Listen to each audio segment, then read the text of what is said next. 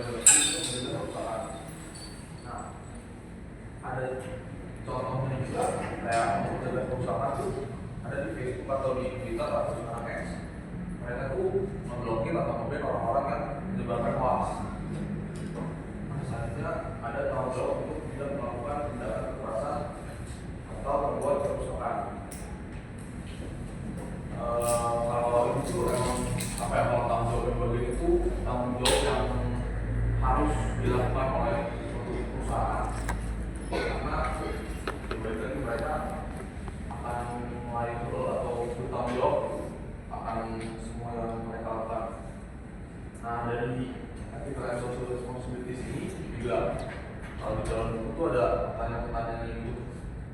ada tugas bisnis untuk tidak menyebabkan kerusakan. Nah, di pertanyaan itu bisnis itu balik lagi tadi nggak punya apa ya, nggak punya hukum yang mengatur bahwa secara apa ya, secara hukum bahwa dia harus berbuat baik atau tidak menyebabkan kerusakan nanti. Kalau bisnis itu secara nggak sengaja gitu menyakiti customer-nya, padahal kalau misalkan mereka melakukan training yang bagus atau melakukan apa ya, pencegahan gitu, mereka bisa tidak berbuat baik kerusakan. Nah, bisnis itu pasti akan dianggap bertanggung jawab secara hukum maupun secara moral. Nah, malah jika produk itu bisa menyakiti seseorang, bisnis itu bisa dicegah atau diingat.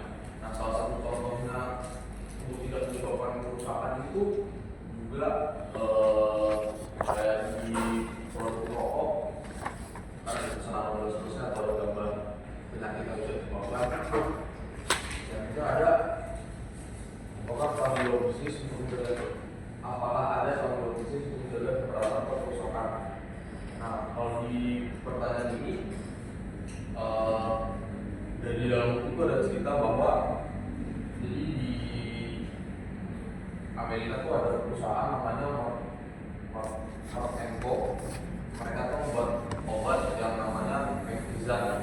Nah, obat itu ada buat menyembuhkan atau mencegah penderitaan yang disebabkan oleh parasit yang tumbuh di sekitar sungai. Obat ini tuh sebenarnya bukan obat yang profitable karena jangka dosisnya tuh cuma dipakai dalam waktu 1 kali setahun. Juga pasarnya tuh buat yang diincar tuh orang-orang yang ekonominya bawah, karena berbeda tadi virus ini tuh rentannya tumbuhnya tuh di sekitar sungai. Nah, tapi pada tahun 1987 Martin itu buat obat itu sangat gratis. Kenapa? Karena mereka merasa bahwa secara nggak langsung tuh mereka punya tanggung jawab sebagai orang yang perusahaan yang buat obat-obatan. Mereka punya tanggung jawab untuk membantu orang-orang karena obat ini tuh pakaian mereka. Nah, mereka juga melakukan hal ini karena sejalan dengan nilai dan tujuan dari perusahaan mereka. Kenapa ada tanggung jawab untuk bisnis berbuat baik? Tanggung jawab untuk bisnis berbuat baik itu pasti ada sih, karena menurut saya saat ini tujuan dari bisnis itu buat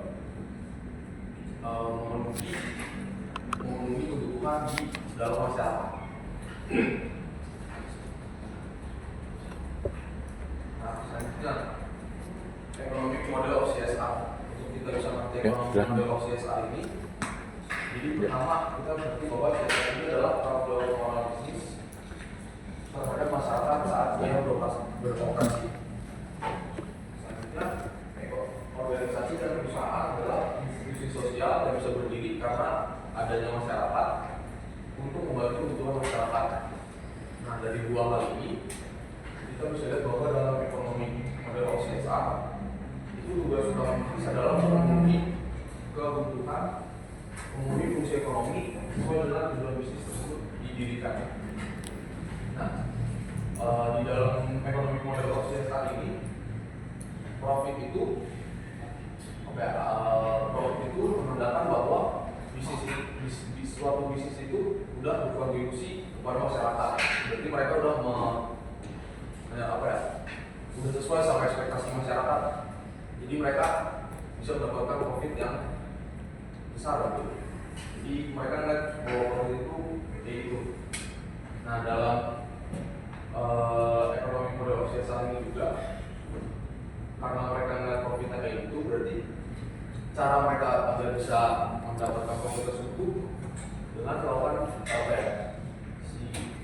CSR, yaitu dengan mereka melakukan volunteer atau charity work yang balik lagi tadi secara opsional itu, tapi mungkin ada dengan apa ya, dengan harapan bahwa mereka bisa membangun image yang baik, bisa membangun relasi yang baik ke orang-orang, ke masyarakat kita. Jadi masyarakat juga percaya sama bisnisnya, karena menurut buku 77% orang itu melihat bahwa apakah bisnis itu bisa membuat dunia itu menjadi lebih baik. Jadi mereka berusaha apa ya, mengambil kesempatan di dalam hal itu. Nah, kemudian topik berikutnya ini ada the stakeholder model. Jadi model pembangun kepentingan memahami bahwa bisnis ada di dalam menjalankan hubungan sosial dan etis. Bowie juga berpendapat bahwa di luar kewajiban model ekonomi, untuk mendukung bisnis memiliki kewajiban yang sangat pentingnya untuk menghormati hak asasi manusia. Nah, teman-teman, menghormati hak asasi manusia di sini yaitu minimum moral yang kita harapkan dari semua orang. Apakah orang-orang tersebut dapat bertindak sebagai individu atau dalam institusi perusahaan. Nah, untuk menjelaskan gagasan minimum moral ini, Bowie mengacu pada peran pekerja untuk membedakan tanggung jawab yang dijelaskan sebelumnya dan berasal dari etika profesional berbasis prinsip yang dijelaskan di dalam bab 3. Nah, Bowie juga mengidentifikasi pendekatannya sebagai teori kantian. Nah, teori kantian ini tentang etika bisnis adalah salah satu contoh dari pendekatan deontologis yang sebelumnya sudah dijelaskan oleh pemateri sebelum-sebelumnya. Nah, contoh dari pendekatan deontologis berbasis prinsip ini untuk etika yang sudah dijelaskan di chapter 3. Secara sederhana, Bowie ini mulai dengan perbedaan yang dijelaskan sebelumnya antara imperatif etis untuk tidak menimbulkan kerugian, mencegah kerugian, dan berbuat baik. Orang-orang juga memiliki tanggung jawab etis yang kuat untuk menghindari hal-hal yang merugikan orang lain. Nah, kemudian di sisi lain, Bowie menerima pandangan ekonomi bahwa manajer adalah agen dari pemilik sampai pemegang saham, dan dengan demikian mereka juga memiliki tanggung jawab yang berasal dari kontrak antara mereka untuk memajukan kepentingan pemegang saham. Dengan demikian, Bowie akan berpendapat bahwa bisnis memiliki tanggung jawab sosial untuk menghormati hak karyawannya, contohnya seperti hak atas lingkungan yang aman, rasa nyaman kepada karyawan yang selalu di tempat kerja, kemudian hak atas privasi dan hak atas proses hukum yang semestinya. Nah, tentunya juga Bowie akan berpendapat bahwa bisnis juga memiliki kewajiban yang etis untuk para konsumennya atau para pelanggannya. Dengan cara itu, dengan cara contohnya itu kayak mereka yang jujur, terus menjual produk sesuai faktanya atau tidak overpriced. Nah, teori pemangku kepentingan yang paling terkenal dan berpengaruh itu diperkenalkan oleh Edward Friedman. Teori pemangku kepentingan dimulai dengan pengakuan bahwa setiap keputusan bisnis mempengaruhi berbagai macam orang, menguntungkan beberapa orang dan tentunya juga merugikan beberapa orang lainnya. Contohnya itu seperti seorang manajer yang sedang berusaha memaksimalkan keuntungan dengan membebankan biaya kepada karyawan, kepada pemasok, dan kepada konsumernya. Model ekonomi dominan berpendapat bahwa biaya ini dibenarkan karena manajer berhutang kewajiban etis kepada pemegang saham. Namun pemangku kepentingan hanya mengakui prinsip ini dan menunjukkan kewajiban etis lainnya memiliki klaim yang sama atas pengambilan keputusan manajerial. Nah, Friedman berpendapat bahwa teori pemangku kepentingan tidak memberikan keutamaan kepada satu kelompok pemangku kepentingan di atas yang lainnya, meskipun akan ada satu kelompok yang akan diuntungkan dengan mengorbankan yang lain. Nah, secara umum, bagaimanapun manajer harus menjaga keseimbangan di antara para pemangku kepentingan. Nah, selanjutnya ada aspek CSR atau product owner dan CSR. Nah, CSR itu sifatnya adalah tanggung jawab perusahaan terhadap masyarakat, lingkungan, dan orang-orang yang terlibat kayak karyawan, sama konsumen atau stakeholder. Jadi perusahaan itu nggak cuma bikin profit doang, tapi juga dampak dari apa yang mereka lakuin. Nah, dari sini muncul pertanyaan penting, sebenarnya perusahaan itu cukup fokus cari uang aja atau masih ikut peduli sama kondisi sosial juga. Nah, kalau dari sisi yang mendukung CSR, ada beberapa alasan. Pertama, CSR itu bikin reputasi perusahaan jadi lebih bagus, jadi orang banyak yang lebih percaya. kedua, ini soal moral juga karena perusahaan itu dikenal masyarakat, jadi ya wajar kalau mereka itu banyak yang ikut peduli. Ketiga, walaupun kelihatan keluar biaya, tapi dalam jangka panjang bisa menguntungin. Brandingnya tuh bisa jadi lebih kuat, terus bisnisnya juga bisa bertahan lebih lama. Terus sisa juga bisa mengurangi risiko, misalnya biar gak kena protes, boykot, ataupun kena masalah hukum. Dan yang terakhir, sisa itu bisa bikin perusahaan lebih peduli sama semua pihak, gak cuma pemilik, tapi juga karyawan, konsumen, bahkan lingkungan. Nah, di sisi lain juga banyak yang gak setuju sama sisa. Pertama, karena dianggap nambah biaya, jadi bisa mengurangi keuntungan. Kedua, dia bilang tugas utama perusahaan itu ya cari profit, bukan ngurusin masalah sosial. Ketiga, sisa juga bisa dianggap gak adil buat pemegang saham karena uang perusahaan dipakai buat hal di luar bisnis. Ketiga, sisa bisa dianggap gak adil bikin pemegang saham karena perusahaan itu bisa dipakai buat hal di luar bisnis inti. Terus perusahaan juga belum tentu ahli di bidang sosial, jadi kadang program sisanya itu kurang efektif. Dan yang terakhir ada yang namanya brand profit, artinya itu sisa gak cuma buat pencitraan doang. CSR itu cuma buat pencitraan doang, tapi hasilnya juga ada dampak nyatanya. Nah, jadi kesimpulannya itu sisa itu punya sisi positif dan negatifnya. Yang paling penting sebenarnya itu stabilitas ataupun kontranya sih. Tapi gimana perusahaan itu bisa balance antara cari profit dan tetap bertanggung jawab secara sosial. Terus sisa itu juga bakal lebih bagus kalau dijalaninnya itu dengan serius, konsisten, dan berdampak, bukan cuma sekedar marketing aja. Terus menurut saya bisnis yang bagus itu gak cuma yang untungnya gede, tapi juga bisa ngasih dampak positif ke sekitar. Selanjutnya ada the triple bottom line. Konsep ini pertama kali diperkenalkan oleh John L. Fulton, yang dimana konsep ini menyatakan bahwa keberhasilan suatu perusahaan tidak hanya diukur dari keuntungan ataupun profit, melainkan juga dari dampaknya terhadap masyarakat atau people dan juga lingkungan atau planet. Next. Di sini ada 3 dimensi triple bottom line. Yang pertama ada people atau masyarakat, yang kedua ada planet atau lingkungan, yang ketiga ada profit atau keuntungan. Yang pertama, people atau masyarakat. Ini berfokus pada dampak perusahaan terhadap manusia atau masyarakat sekitar. Contohnya, kesejahteraan karyawan melalui gaji, memberikan gaji yang layak dan juga keselamatan kerja. Yang kedua, ada program CSR melalui bantuan pendidikan dan kesehatan dan juga ada hubungan baik dengan masyarakat sekitar. Lalu yang kedua, ada planet atau lingkungan. Ini berfokus pada dampak perusahaan terhadap lingkungan sekitarnya. Contohnya dengan mengurangi limbah dan polusi, menggunakan energi yang lebih ramah lingkungan, dan juga daur ulang produk. Yang ketiga, profit atau keuntungan. Ini berfokus pada keuntungan suatu perusahaan. Contohnya meningkatkan pendapatan, efisiensi biaya, dan juga pertumbuhan bisnis. Di sini ada contoh nyata triple bottom line di perusahaan. Saya ambil dari perusahaan Unilever, yang dimana Unilever ini adalah salah satu contoh perusahaan yang menerapkan triple bottom line. Di bagian people-nya, program peningkatan kesejahteraan Unilever mempunyai program peningkatan kesejahteraan petani melalui program Bangun Pangan Lestari, yang dimana perusahaan Unilever ini bekerja sama atau bermitra dengan para petani kecil, khususnya petani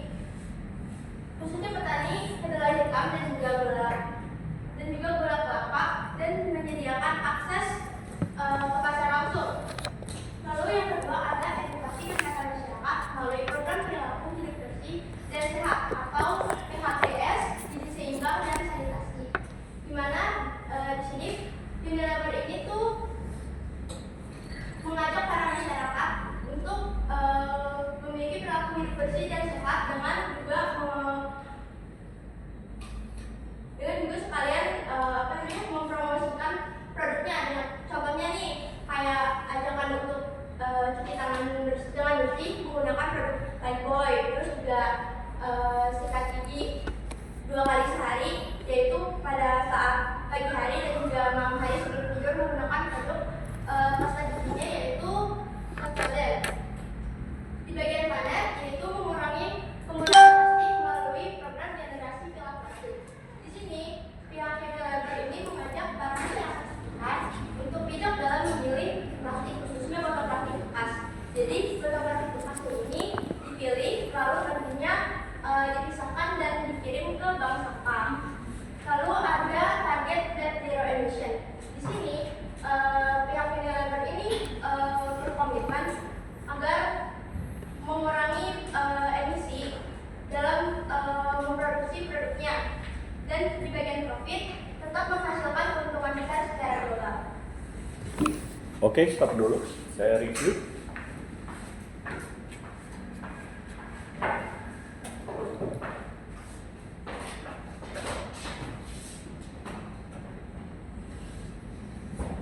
Nah, pertemuan kali ini kita akan bahas tentang CSR. Nah, apa itu CSR? CSR itu berbicara mengenai corporate social responsibility atau nilai tanggung jawab sosial.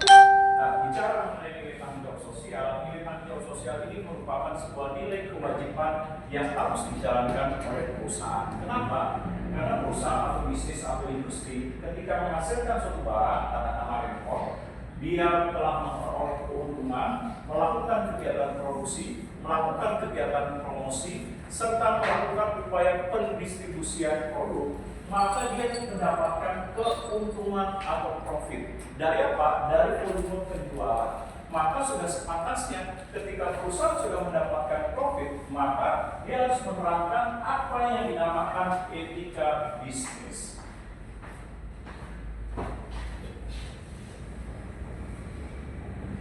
Nah, etika bisnis ini apa? Merupakan nilai moral yang perlu dilaksanakan oleh industri. Nah, seperti apa nilai moral? Seperti nilai moral ketika perusahaan beroperasi, mendirikan pabrik, dia mengambil tanah, air, kekayaan alam yang ada di lingkungan setempat, seperti misalnya selain itu ada bauksit, batu bara, minyak bumi, dan lain sebagainya. Maka sudah sepantasnya perusahaan tersebut memperhatikan tanggung jawab sosial. Tanggung jawab sosial itu apa? Seperti bagaimana masyarakat di sekitar merasakan manfaat keberadaan dari perusahaan atau industri tersebut. Seperti misalnya contoh, adanya bentuk tanggung jawab sosial seperti meningkatkan nilai ekonomi bagi masyarakat di sekitarnya. Nah, sudah karena dasar itulah maka CSR perlu untuk dilaksanakan. Nah, pelaksanaan CSR memperhatikan stakeholder. Nah, coba yang paling pojok, nah biar saya kenal namanya siapa? Menurut L, stakeholder itu apa? Bukan, oke, pemegang saham. Selain pemegang saham, apa pemegang saham saja? Oke, kalau ini namanya? Yuda. Oh, Dirga. Kalau menurut Dirga, apa itu stakeholder? Oke, manajer. Selesai? Oke, ini stakeholder. Oh, berhubungan, tugas kebersihan. Kamu berarti ya? Oh, iya. Oh, oke. Apa itu stakeholder? Oh, bagaimana Mas? Oh.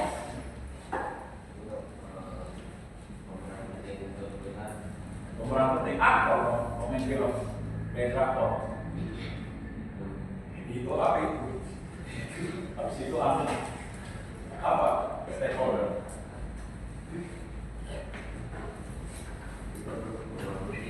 Ya, pemeran penting apa? Pemeran penting kan pemikiran saya luas. Bisa aktor, bisa artis, bisa produser. Nah, itu pemeran penting. Nah, pemeran penting dalam konteks apa nih?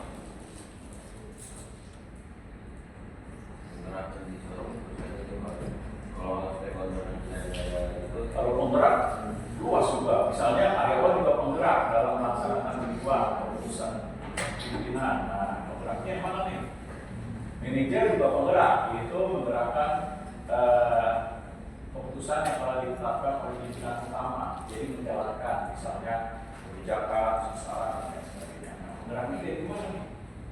Nah, luas penggeraknya. Yang mana? Karyawan kah, manajer kah, atau top level pimpinan? Semuanya. Oke. Nah, dalam menjalankan CSR perlu memperhatikan bagaimana penerapan etika bisnis dengan melihat kepentingan dari stakeholder. Apa saja? Kita uraikan dari konsumen atau customer atau dikatakan pelanggan. Nah, seperti apa tanggung jawab beretikanya dalam penerapan corporate social responsibility yang berorientasikan pada konsumen atau customer atau pelanggan?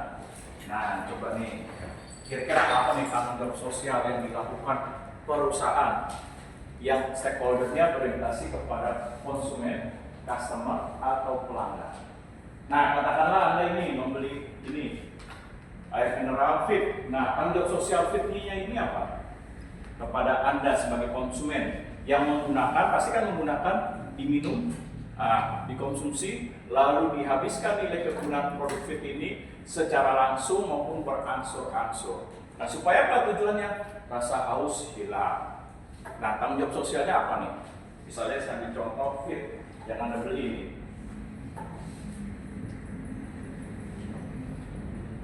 Nah, namanya siapa? Dia kenal, Bima. Oh, oke. Toko pewayangan di Bima Sakti.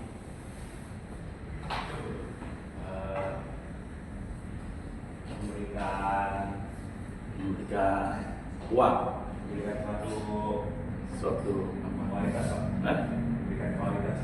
Oke, yaitu apa? Bagaimana menghasilkan produk yang memenuhi betul nilai standar kualitas. Misalnya contoh produk tersebut makanan dan minuman. Nah, katakanlah tadi air mineral Fit atau Aqua atau Le Mineral.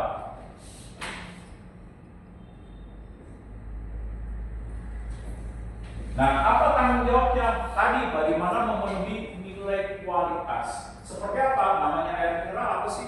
Pasti tidak berbau. Ada orang yang rela membeli suatu produk air mineral, airnya berbau.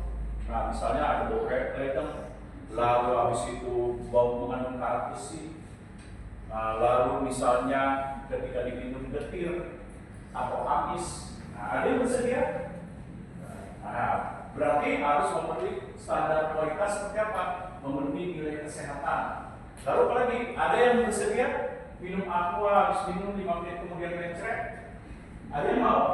Nah, nggak mau. Nah, berarti apa? Memenuhi tanggung jawab sosial berupa standar kualitas yaitu kesehatan. Nah, lalu apalagi mau minum air aqua, tiba-tiba air aqua atau Le Mineral atau ADS yang kalian beli ini warnanya keruh seperti air sungai, kotor, coklat, atau seperti air laut yang ada di Ancol, hitam. Ada yang mau bersedia? Nah, pasti tidak. Nah, inilah merupakan nilai bentuk tanggung jawab sosial berupa stakeholder yang diperhatikan oleh customer. Seperti apa lagi? Seperti kalian membeli obat. Ada yang mau ketika membeli obat besoknya meninggal? Lalu setelah meninggal, mengucapkan terima kasih, alhamdulillah. Namanya orang meninggal pasti berduka cita. Nah, tidak ada yang mau membeli obat besoknya meninggal. Berarti apa? Tanggung jawab sosialnya harus ada. Berarti apa? Memenuhi standar kesehatan, obat tersebut harus bisa menyembuhkan penyakit. Nah, lalu apa lagi tanggung jawab sosialnya? Namanya obat itu apa? Harus dijelaskan aturan main. Kalau nggak ada aturan main, apa yang terjadi? Overdosis ya. Bisa kejang-kejang, berusak, besoknya begini, kan kita udah tahu. Nah, oleh sebab itu apa? Harus ada bentuk perhatian seperti bagaimana penggunaan obatnya. Lalu apa lagi? Namanya kalian beli obat, apa? Jangan lupa, harus ada tanggung sosial berupa menjelaskan informasi komposisi obatnya. Jangan sampai nggak ada. Misalnya, bisakah obatnya tersebut obat dengan kadar kandungannya tidak mengandung antibiotik, diminum biasa, ternyata antibiotik harus teratur. Apa yang terjadi? Tidak ada penjelasan komposisi obat. Nah, bisa keracunan dia. Nah, karena kenapa? Karena tidak ada komposisi obat yang dijelaskan. Lalu apa lagi? Nah, yang harus diperhatikan ketika konsumen, misalnya saya ambil contoh obat-obatan. Apalagi? Jangan lupa namanya obat apa? Harus ada kadaluarsa. Jangan nggak ada obat yang sudah setahun masih dijual, nggak laku. Nah, berarti apa? Tanggung jawab sosialnya nggak ada. Harus ada kadar luarsanya yang dijelaskan. Nah, lalu apa lagi? Bagaimana tingkatan obatnya? Apakah obat keras dengan simbol merah? Nah, harus dijelaskan. Seperti simbol merah, obat keras harus diminum teratur, antibiotik harus ada resep dokter. Nah, nggak boleh dijual sembarangan. Nah, supaya ini ada nilai tanggung jawab sosialnya. Lalu apa lagi? Kalau hijau, obatnya simbolnya hijau. Partai Pak PKB hijau. Nah, kalau hijau apa berarti? Obatnya dijual bebas. Ya, artinya komposisi obatnya, kandungan obat kerasnya sedikit. Maka dia dijual bebas. Lalu apa lagi? Namanya perusahaan menghasilkan obat seperti perusahaan farmasi harus ada apa tanggung jawab sosialnya kepada konsumen, customer pelanggan harus ada apa tanggung jawabnya. Jangan lupa menjelaskan mengenai ada tidak efek sampingnya betul dari obat yang kalian gunakan. Misalnya efek sampingnya apakah kalian minum obat influenza nantinya ngantuk. Nah, harus dijelaskan. Kalau nggak ada bahaya. Pagi-pagi kalian minum obat batuk, mengendarai mobil motor tiba-tiba ngantuk, jeger tabrakan. Nggak mungkin orang tabrakan senang bahagia mengatakan terima kasih tabrakan, alhamdulillah. Nah, kecuali maaf orangnya stres. Kalau orang normal pasti berduka cita, namanya habis tabrakan. Nah, ternyata obat itu mengandung efek samping, itu apa ngantuk. Nah, harus dijelaskan efek sampingnya ada nggak. Nah, lebih baik penggunaannya apa? Misalnya mengandung tadi rasa ngantuk. Nah, berarti apa? Digunakan di malam hari. Nah, inilah bentuk nilai tanggung jawab sosial.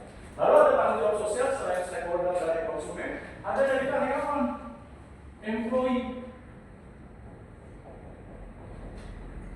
Nah, seperti apa nih tanggung jawab karyawan, employee? Nah, coba nih, namanya siapa?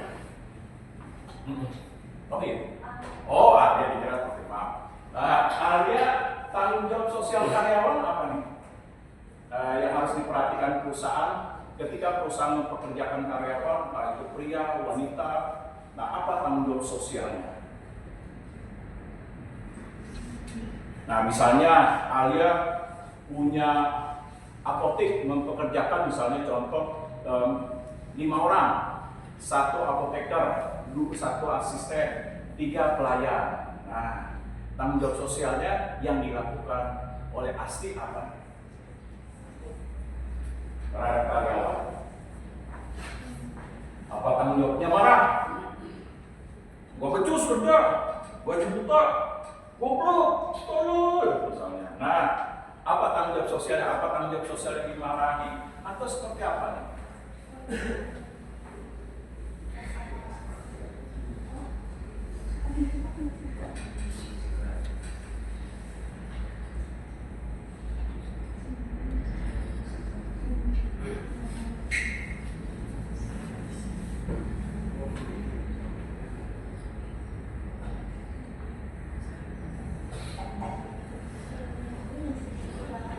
Oke, berarti perusahaan harus memperhatikan kesejahteraan.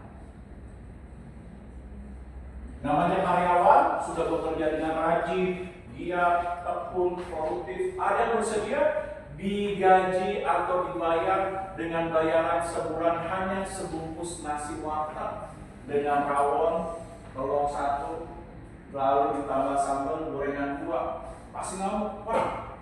Udah gila, emang zaman rumusan dibayar sebulan cuma nasi warteg. Nah, berarti apa? Harus ada kesejahteraan yang diperhatikan, seperti bagaimana gaji kelayakannya untuk kelangsungan hidup yang digunakan untuk makan, tempat tinggal, dan lain sebagainya. Lalu apalagi namanya karyawan sudah bekerja dengan rajin, dia tekun, produktif, perlu apa? Bonus, insentif.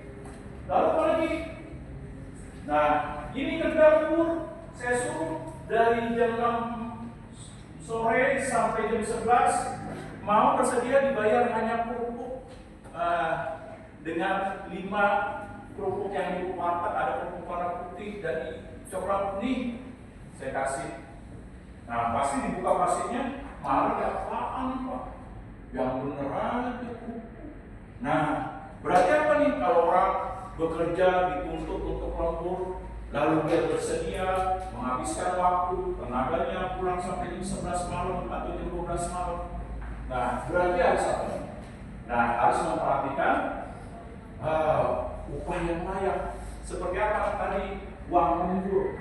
Nah, apa overtime yang harus dipikirkan perusahaan. Lalu apa lagi? Namanya orang bekerja, suatu saat dia bekerja sudah mengabdi saya dengan baik 25 tahun. Setelah saya tanya, udah berapa lama kamu ikut saya? 25 tahun Pak. Oh 25 tahun, berarti dikit lagi pensiun dong 55. Iya Pak, 5 tahun lagi. Bersedia saya cuma mengucapkan terima kasih ya udah mengabdi. Oh pasti kamu, apaan Pak, 25 tahun cuma mengucapkan makasih. Oh zaman kejadian POC, zaman pengusaha. Nah, berarti kesejahteraan harus dipikirkan seperti apa? Ada tunjangan hari tua yang disediakan perusahaan. Nah, lalu apa lagi? Namanya bekerja suatu saat bisa mengalami kecelakaan di tempat kerja. Katakanlah nih kecelakaan, rambutnya nyangkut di mesin pabrik. Nah, apa yang saya katakan? Nggak mungkin saya mengatakan, oh cukup prihatin ya, cukup prihatin, cukup berduka cita. Pak, bagaimana biaya rumah sakit? Ya tanggung sendiri. Apa yang terjadi? Pasti akan kesel, dalam arti membutuh. Lalu kemana? Bos gila, bos gila, sinting, kerja rajin, kecelakaan, cuma bilang berduka cita, sedih. Nah berarti apa? Harus ada perlindungan.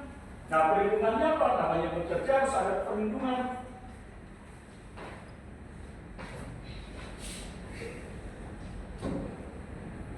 Nah perlindungannya apa nih? Tadi ada asuransi kesehatan, asuransi kecelakaan kerja. Nah, yang sering disebut sebagai K3. Ada yang tahu K3? Keselamatan, kesehatan, dan keamanan dalam bekerja. Seperti kalian dilindungi, seperti perusahaan ada asuransi, atau ada jaminan BPJS.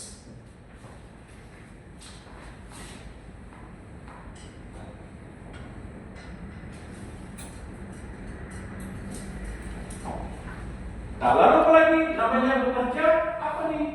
Kalian nggak mungkin namanya bekerja nggak ingin dihargai. Sudah berprestasi, rajin, giat, tekun. Tanya, Pak, sudah berapa lama kamu ikut saya? 15 tahun Pak. Selama 15 tahun bagaimana? Alhamdulillah, bekerja saya selalu memenuhi target Pak. Prestasi kerja saya bagus, nggak pernah berbuat kriminalitas atau tindakan kejahatan yang merugikan perusahaan atau dapat mencemarkan nama baik perusahaan. Tapi alhamdulillah juga Pak, 15 tahun nggak pernah naik jabatan tuh Pak, administrasi aja. Nah, kalau seperti itu berarti apa? Tanggung jawab sosialnya tidak ada. Berarti apa? Harus ada bentuk penghargaan kepada karyawan. Karena apa? Karena kemampuan, keterampilannya, kerja kerasnya. Berarti apa? Harus ada bentuk tanggung jawab sosial berupa apa? Perhatian terhadap nilai karir. Nah, ini dia.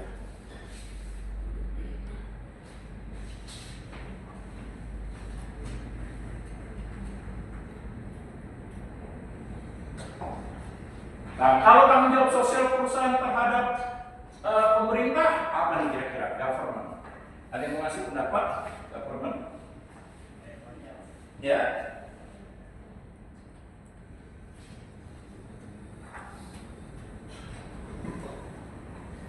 Nah, coba nih paling belakang, namanya siapa nih? Bima. Oh, Bima udah ada, sorry Pak. Nah, ini nih, kira-kira apa tanggung jawab sosial perusahaan atau industri berupa terhadap government, pemerintah?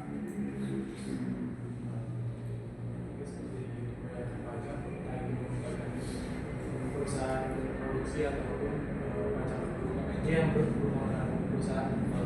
Oke, berarti apa? Mentaati regulasi.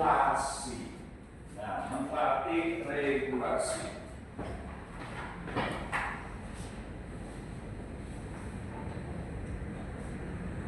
Yaitu apa? Mentaati ketentuan dan aturan yang berlaku dalam menjalankan kegiatan bisnis, seperti melakukan kegiatan produksi, menghasilkan barang dan jasa. Apa regulasinya? Seperti para pebisnis, pengusaha yang membuka pabrik atau usahanya harus bisa mensejahterakan karyawannya. Gajilah karyawan, berilah gaji bonus intensif sesuai ketentuan aturan perundang-undangan ketenagakerjaan yang tertuang dalam Cipta Kerja.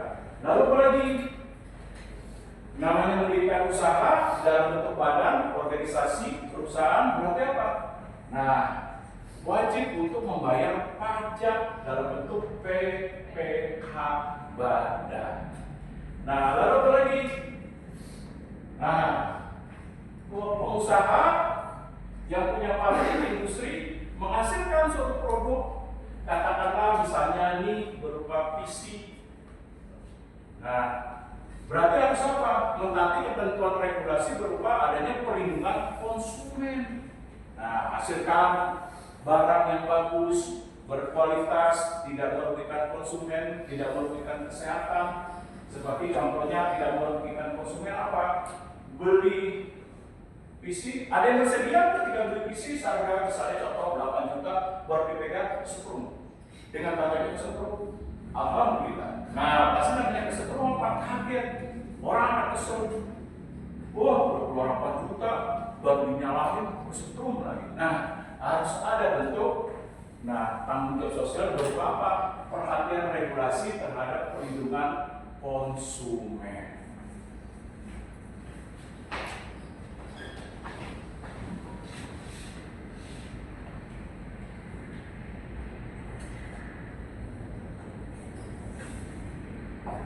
Nah, kalau bagi masyarakat, stakeholder seperti apa nih? Stakeholder bagi masyarakat.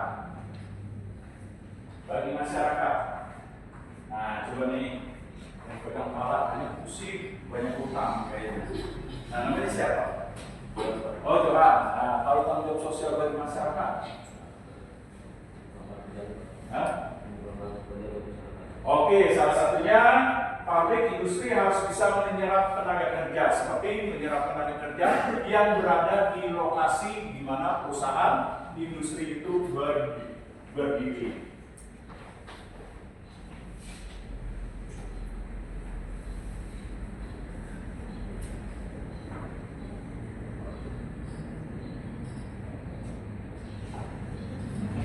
Nah, lalu apa lagi?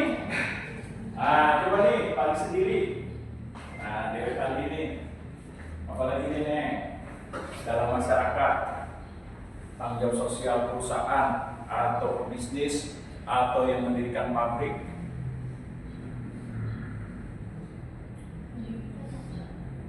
Masyarakat, yaitu apa nih? Memberikan kemajuan bagi masyarakat seperti apa tadi? Ada hal yang meningkatkan nilai perekonomian, mendorong masyarakat sekitar perekonomiannya meningkat. Seperti apa? Seperti bisa terbukanya pedagang atau wirausaha yang ada di sekitar pabrik. Nah,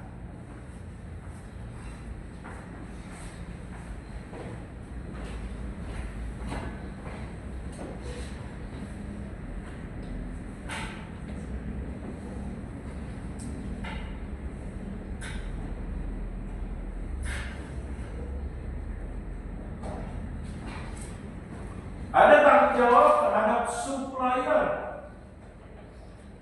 Nah, apa ini supplier?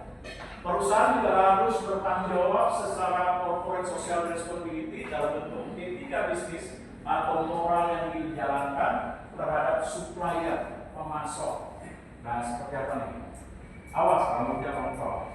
Nah, terhadap supplier apa nih?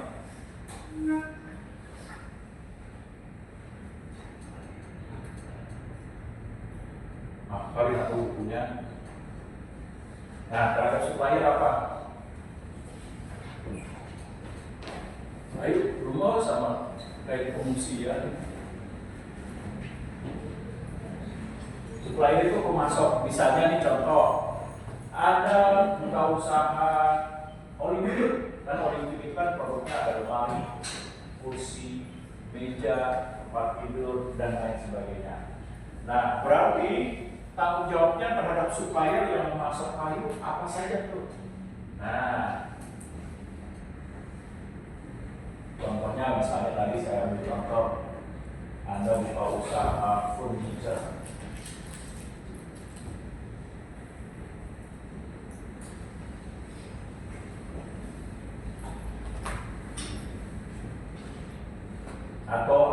usaha bengkel. Pemasoknya apa? Nah, berbagai spare part kan. Ada misalnya bengkel motor ada apa?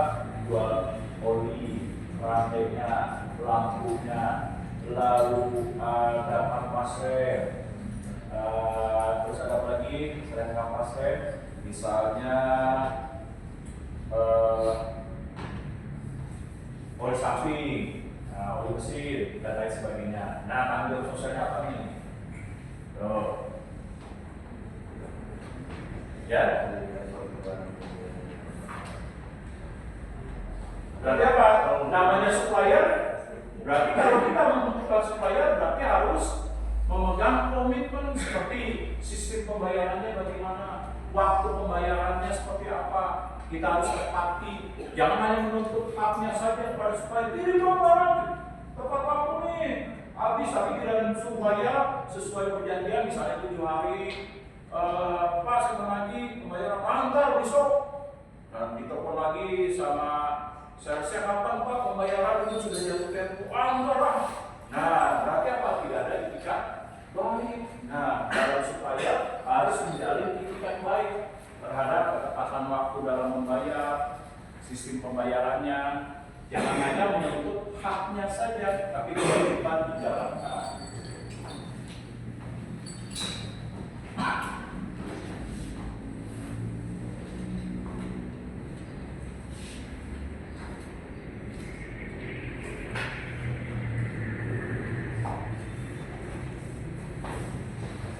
Lalu tanggung jawab sosial stakeholder yaitu manajer.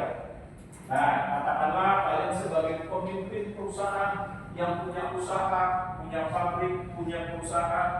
Nah, kalian merekrut manajer, berarti harus ada tanggung jawab sosial. Apa nih tanggung jawab sosialnya? Kira-kira? Nah, coba nih paling belakang. Jangan gigit. Kata Cina apa? Nah, coba kita dulu.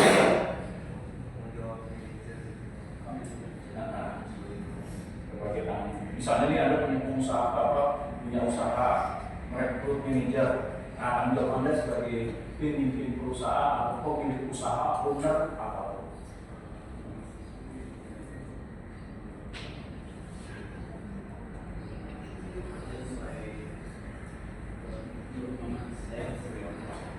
Sebagai owner, misalnya PT Albert Pharma. Nah, berarti kan merekrut manajer. Nah, apa tanggung jawabnya? Misalnya ada manajer penjualan, manajer produksi, ada manajer personalia, misalnya, dan lain sebagainya. Nah, tanggung jawabnya apa nih?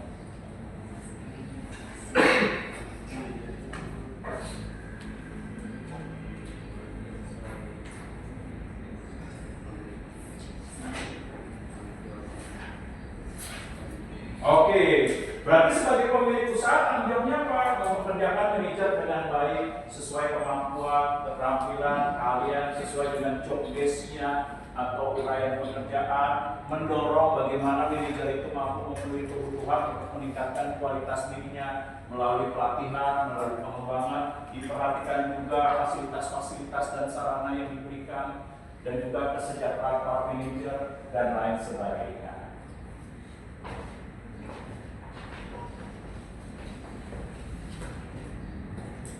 Nah, CEO, Anda sebagai pemilik usaha merekrut direktur utama. Katakanlah Anda sebagai salah satu pemegang saham pabrik Krakatau Steel, PT Krakatau Steel. Nah, namanya siapa? Anda sebagai salah satu pemilik usaha pemegang saham, apa tanggung jawabnya sebagai direktur? CEO, seperti drama-drama Korea, CEO menyamar jadi tukang sapu. Nah, ada orang kaya. Nah, tanggung jawabnya apa nih kira-kira?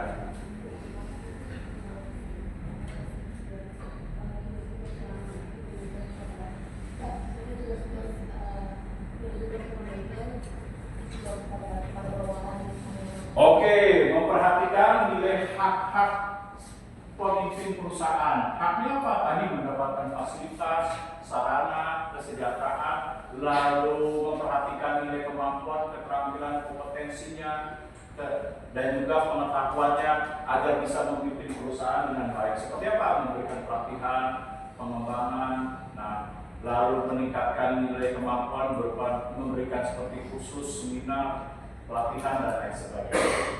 Nah, tanggung jawab sosial ini tidak berhenti sampai stakeholder, tapi juga ada nilai tanggung jawab sosial yang memperhatikan terhadap publik.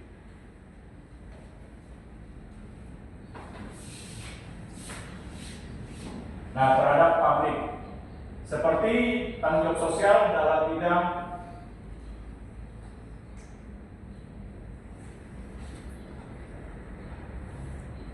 dalam hal aspek people, manusia, seperti misalnya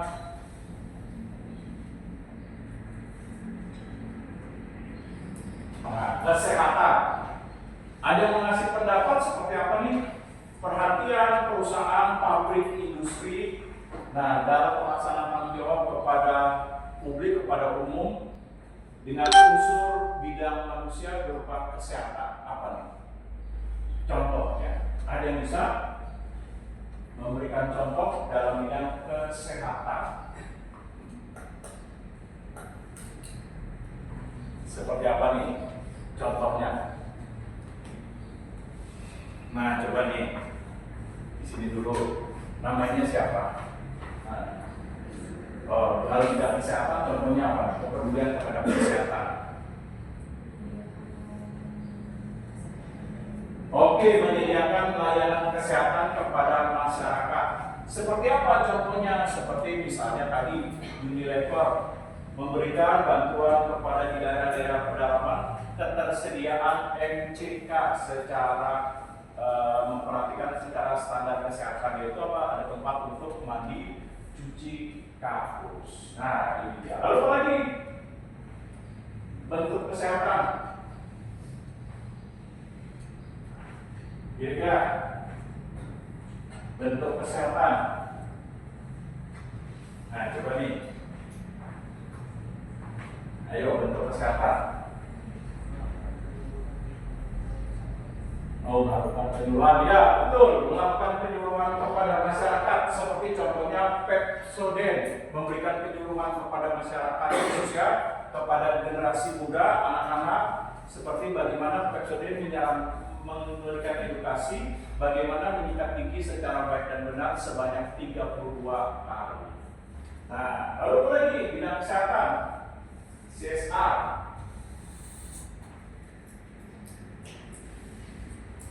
Nah, coba nih.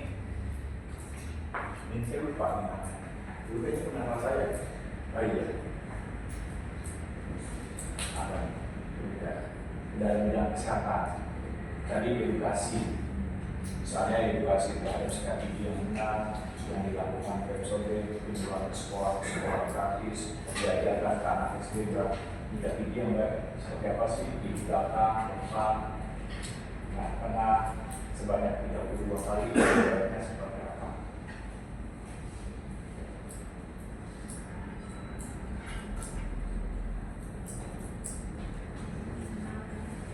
Nah, seperti apa nih kesehatan? Seperti, jangan lupa PT Farmasi, apa tuh?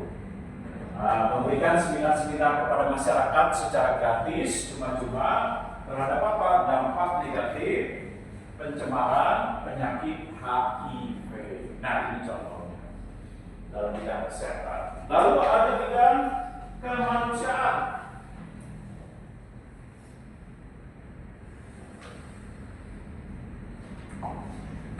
Nah, seperti apa nih bidang kemanusiaan?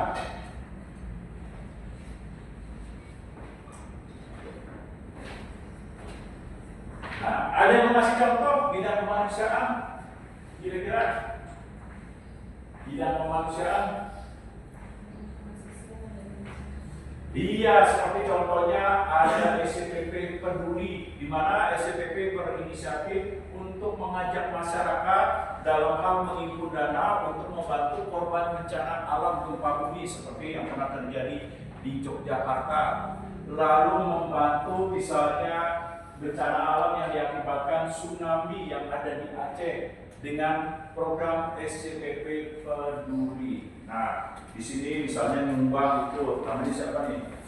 Pak Aris sumbang 5 juta, mau disebutkan namanya, ditulis hamba Allah. Nah, ini dia. Bidang kemanusiaan.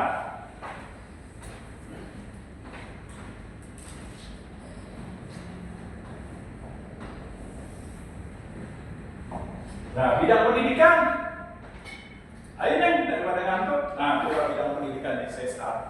Iya, jangan ngantuk. Iya, publik dalam bidang manusia yang bergerak dalam bidang pendidikan. Nah, oke, bantuan sekolah. Seperti apa tuh bantuan sekolah? Memberikan buku-buku gratis, baik buku bacaan, buku tulis. Nah, ke daerah-daerah pedalaman. Nah, yang dilakukan seperti oleh Hansaplas. Nah, bidang pendidikan. Lalu lagi seperti Jarum, walaupun perusahaan rokok. Nah, di sini mungkin ada yang mau beli rokok. Nah, sebelum kuliah nongkrong dulu, tak lagi masuk sebat dulu sebatang. Nah, walaupun perusahaan rokok. Nah, tunggu dulu kuliah sebatang dulu dihabisin. Biar mengambil gak apa-apa, yang penting sebatang dulu sebat. Nah, sambil nikmatin sambil ngobrol sama temennya. Nah, tapi ada tanggung jawab sosialnya. Perusahaan rokok, apa tanggung jawab sosial dalam pendidikan seperti gudang garam?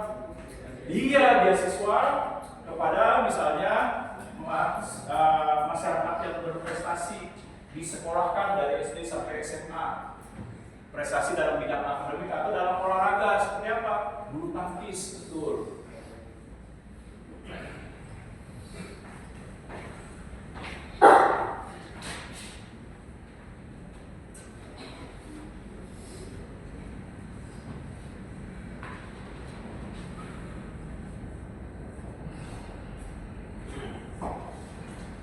Kalau dalam bidang infrastruktur, apa nih infrastruktur? Contohnya, nah, dalam bidang infrastruktur seperti fasilitas, sarana, pengembangan pembangunan, apa nih? Kira-kira. Nah, coba nih. Nah, lagi banyak petang kalau ini banyak kira petang, coba nih suka seperti apa bidang infrastruktur.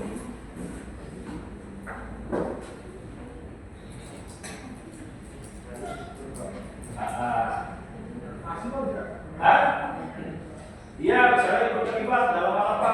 Pembangunan jalan dengan kerjasama dari pemerintah daerah. Nah, contohnya apa nih? Kayak Aqua bekerja sama dengan pemerintah daerah Nusa Tenggara Timur, di mana kalau Anda beli produk Aqua itu sama aja minimal Rp100.000 untuk membantu infrastruktur dalam penyediaan saluran air bersih. Nah, lalu apa lagi nih bidang infrastruktur? Nah, seperti tahu PT Hibah Utama, nah yang bergerak dalam industri transportasi, nah, bis Hibah Utama, nah bergerak di bidang infrastruktur yaitu apa? Membangun taman kota di Jakarta Timur seperti di kawasan Rawamangun. Nah, ini dia contohnya. Lalu lagi, nah udah 2, dikasih bonus 2. Kalau 3 nanti diikat karet 2. Nah, tambah sambal. Apa? Hah? Seperti apa contoh?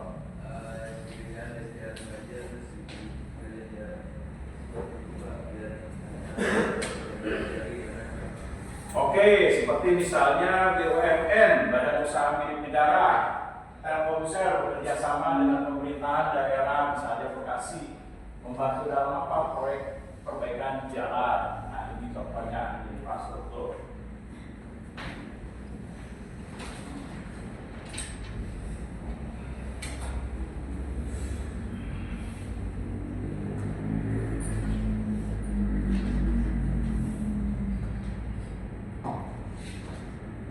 Nah, kalau dalam hal corporate social responsibility, penerapan tanggung jawab sosial etika bisnis terhadap plan lingkungan. Nah, apa bentuk tanggung jawabnya nih terhadap lingkungan? Plan. Nah, seperti Coca-Cola apa nih? Coca-Cola ikut apa nih? Coca-Cola. Ikut terhadap program Go Green seperti penanaman 1 juta pohon. Nah, lalu apa lagi? Lingkungan. Tanggung jawab sosial berupa lingkungan. Ya. Oke, misalnya seperti penanaman ikut terlibat dalam penghijauan seperti menanam tanaman bakau supaya tidak menimbulkan abrasi. Nah, lalu apa lagi? Anda nih mungkin orang tuanya ada pengusaha kayu. Nah, itu apa lingkungan? Jangan menebang kayu secara sembarangan. Ada ketentuan aturan mengikuti aturan pemerintah. Seperti apa? Memperhatikan bagaimana pemburu kayu. Lalu apa lagi? Nah, setelah nebang kayu apa? Didiemin enggak? Harus ditanam kembali. Lalu apa lagi? Melihat dari diameter kayunya apa sudah besar atau enggak, layak untuk ditebang atau tidak. Nah, ini dia lingkungan. Lalu apa lagi kalau dalam lingkungan? Lingkungan.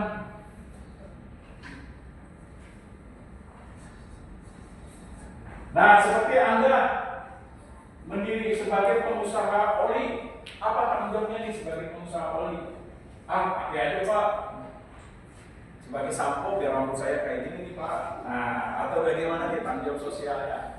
Misalnya Anda pengusaha punya pabrik oli, oli motor atau oli mobil. Nah, tanggung jawabnya apa nih dalam lingkungan?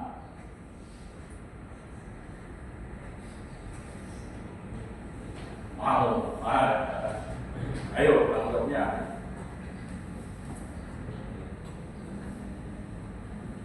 Atau pengusaha bank, atau misalnya Anda punya pabrik obat, farmasi. Nah, apa tanggung jawab terhadap lingkungan?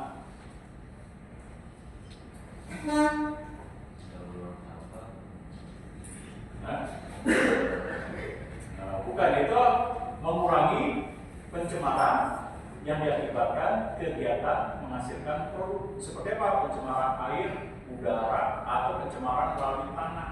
Namanya pabrik kan pasti membuang zat limbah. Nah, bagaimana nih dicegah supaya pelestarian lingkungan terjadi, tidak merusak? Merusak apa? Kesuburan tanah, komposisi air.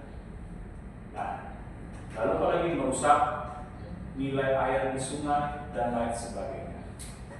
Nah, harus ada bentuk pengolahan limbah ya. Nah, lalu apa lagi dalam bentuk lingkungan? Iya, daur ulang sampah. Seperti apa nih daur ulang sampah? Yang dilakukan oleh Hansaplas. Program edukasi kepada masyarakat untuk apa? Memisahkan sampah sampah. Itu. Nah, sampah apa? Iya, jenisnya. Kalau disebutin banyak, sampah kertas, plastik, sampah kebutuhan rumah tangga. Bukan, itu memisahkan sampah organik dan non-organik yang mudah diuraikan dan tidak diuraikan. Lalu apa lagi? Mengurangi penggunaan lingkungan plastik. Nah, seperti sekarang ini di supermarket sudah tidak disediakan plastik. Anda harus menggunakan tas sendiri. Nah, dalam bentuk misalnya dari karton atau dijual. Nah, ini dia dalam bentuk lingkungan.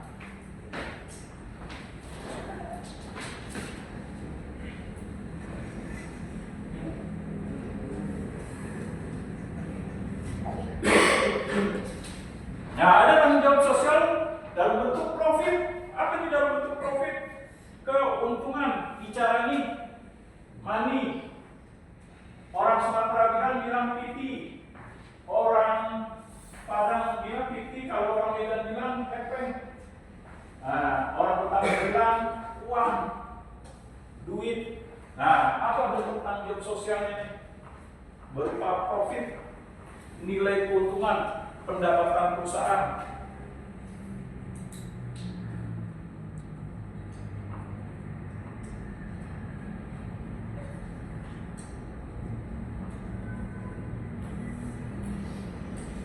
Apa nih?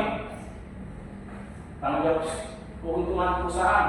Contoh gudang garam, rokok Sampurna, nah Marlboro. Nah, banyak dijual ketika dapat keuntungan apa nih? Atau perusahaan handphone, ini merek apa? Merek itu dijual. Per unitnya ada nilai keuntungan dari penjualan, maka Vivo ini menggunakan tanggung sosial. Selain itu keuntungan untuk apa lagi nih? Untuk apa lagi? Menjalankan CSR dalam bentuk apa? Bisa memberikan beasiswa. Seperti misalnya Telkomsel Pertamina, ketika Telkomsel Pertamina sebagai perusahaan BUMN mendapatkan keuntungan, maka keuntungan yang diberikan untuk apa? Memberikan pelatihan. Berupa pelatihan apa? Kepada masyarakat umum secara gratis, pelatihan perbaikan handphone.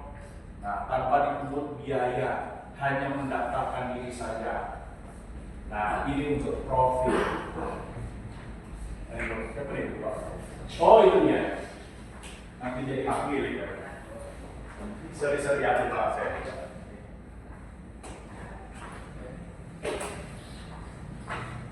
Nah, dalam tanggung jawab sosial CSR pasti ada tujuannya. Nah,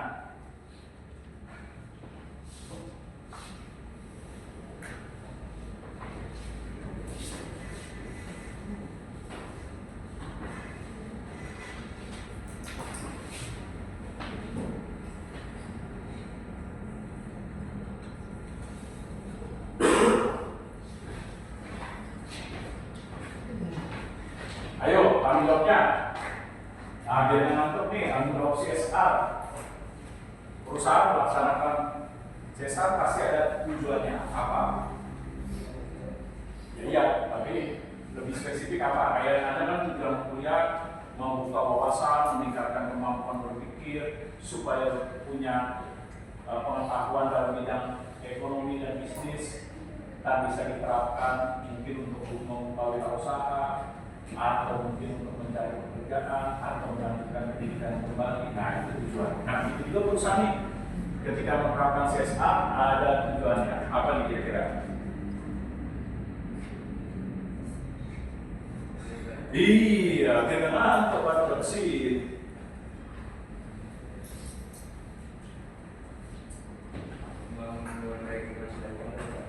Nah, oke.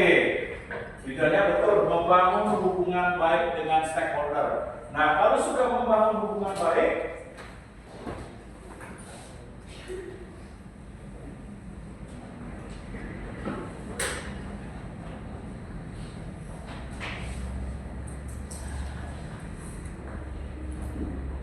berarti apa? Tingkat kepercayaan akan semakin meningkat.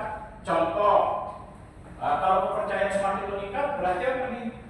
Nah, berarti perusahaan memiliki nama baik. Nah, sehingga dapat meningkatkan nilai penjualan, keuntungan. Kayak orang sudah percaya terhadap Aqua, di mana Aqua produknya berkualitas, berarti apa? Aqua dipercaya sebagai produk yang menghasilkan air mineral yang memiliki kualitas yang baik karena ada tanggung jawab sosialnya.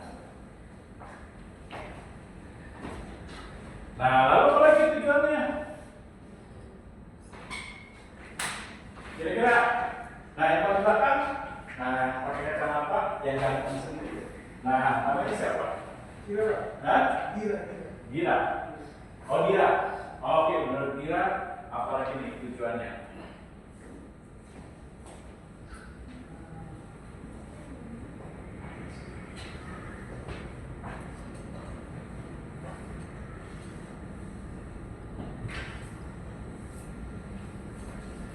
Tujuan perusahaan, pabrik, industri, bisnis menjalankan tanggung jawab sosial. Kayak SM ini kan juga ada tanggung jawab sosial. Salah satunya apa?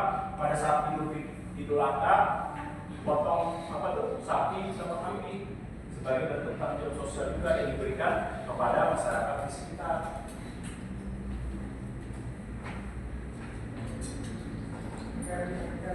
Hah? Oke, dapat meningkatkan nilai kepercayaan apa? Reputasi, betul.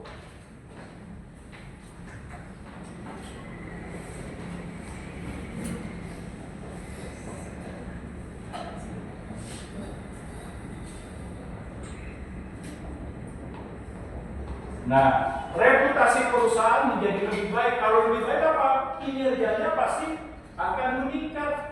Seperti dipercaya masyarakat terhadap kualitas produknya, produksinya. Kadang apa? Menjalankan etika bisnis berupa meningkatkan nilai kepercayaan dalam bentuk reputasi. Ada tanggung jawab sosialnya, baik tanggung jawab terhadap stakeholder, terhadap plan, people, dan lain sebagainya.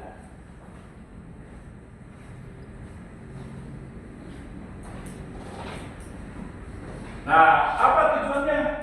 Yang lain? Ya? Menjaga keberlangsungan perusahaan. Oke, menjaga kelangsungan hidup perusahaan. Betul.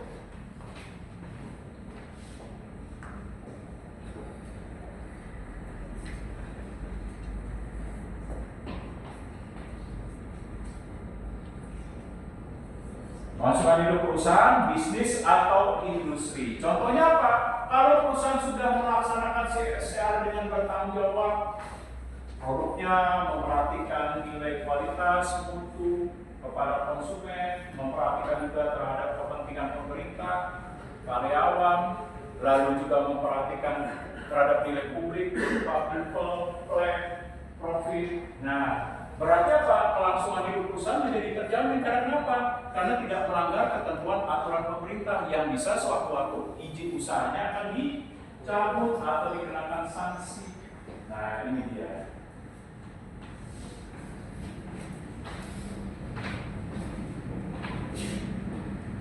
Nah, apa tujuan yang lain?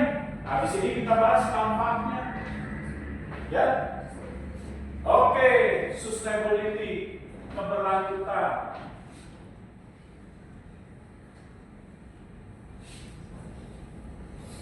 Nah, dengan adanya menjalankan CSR berarti kelanjutan perusahaan menjadi terjamin. Kenapa? Perusahaan dipercaya, kinerjanya meningkat, keuntungannya juga semakin meningkat, penjualannya juga semakin meningkat. Karena apa? Adanya kepercayaan publik, baik itu kepada masyarakat, pemerintah, atau stakeholder. Nah, karena kenapa? Karena telah mampu menciptakan kelangsungan hidup karena kepercayaan atau citra yang telah dibangun. Secara apa? Secara bertanggung jawab.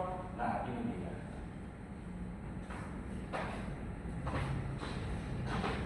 Nah, di samping itu ada manfaatnya nih.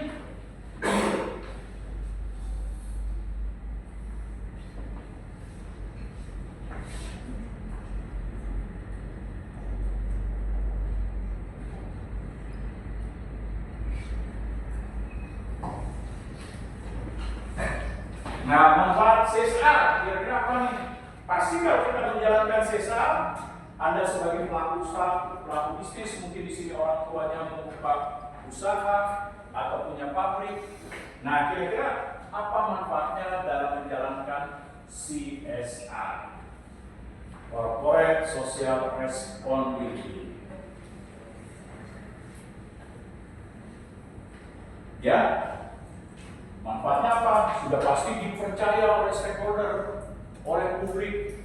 Nah, kalau dipercaya apa nih? Nama baik daripada perusahaan bisa ditingkatkan sehingga apapun produk yang dihasilkan oleh perusahaan disukai oleh konsumen. Karena apa? Karena sudah mendapatkan kepercayaan. Nah, kepercayaan itu tidak dibangun dalam 1 hari, 2 hari, 3 hari, atau 4 hari, tapi apa? Butuh bertahun-tahun. Nah, untuk itulah maka dalam penerapan CSR harus konsisten. Nah, apalagi nih manfaatnya? Kira-kira? Hah?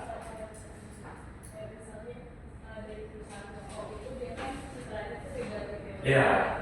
Tapi si perusahaan rokok itu diklaim buat Oke, biarpun perusahaan rokok. Nah, dinilai negatif. Nah, misalnya namanya siapa nih? Marvel, biarpun punya rokok. Ya, lu rokok. Udah kurangin, apa sih? Dan rokok gini gue ikut andil dalam PT Gudang Garam, tahu kan? Gudang Garam itu memberikan beasiswa sambil ngelepus di kantin.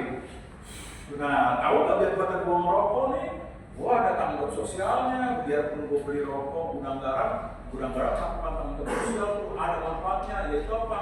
Yaitu memberikan beasiswa kepada masyarakat Indonesia baik yang berprestasi dalam bidang akademik maupun non akademik seperti prestasi dalam bidang olahraga badminton. Nah, apa timbul?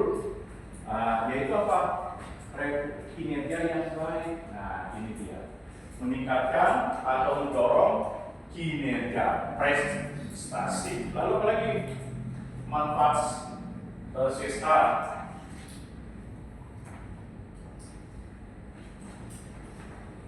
Kira-kira manfaat CSR.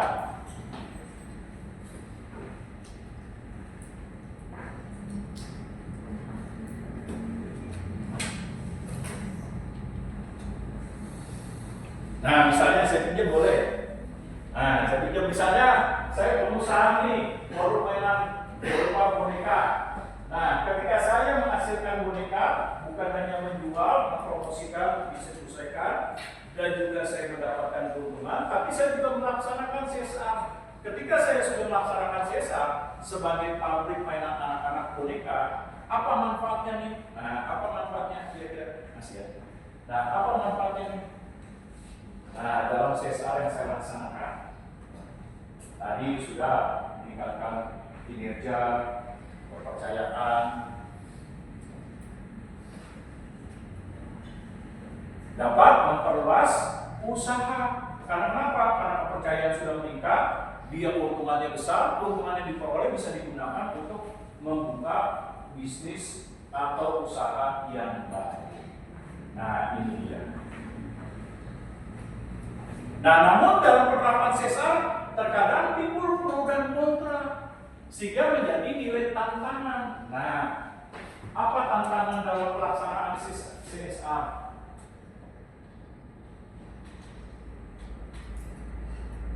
Atau boleh dikatakan kendala, hambatan.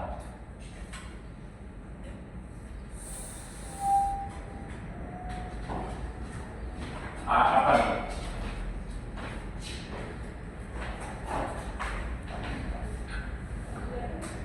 Nah, tantangannya apa?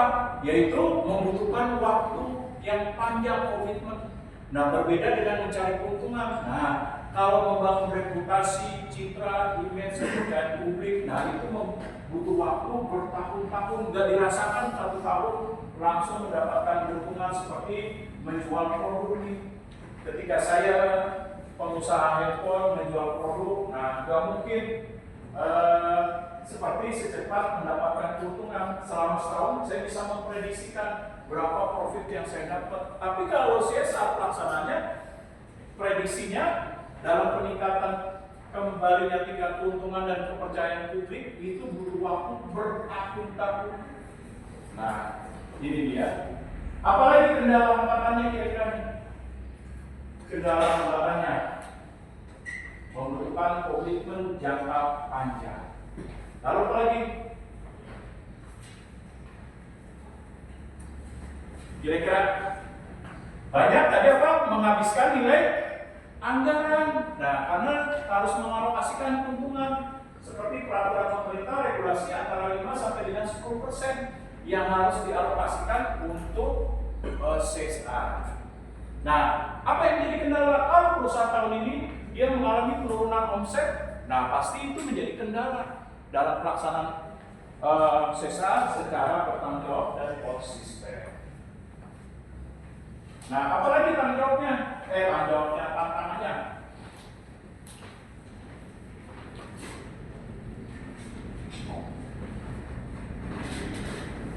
Apalagi tantangannya? Asik ada ngobrol. Bertiga dong, ajak ngobrol dua kurang seru kan 3 orang lah sama saya. Nah, kira-kira apa nih? Ayo, 3 ngobrol sama aku, mau berdua ayo.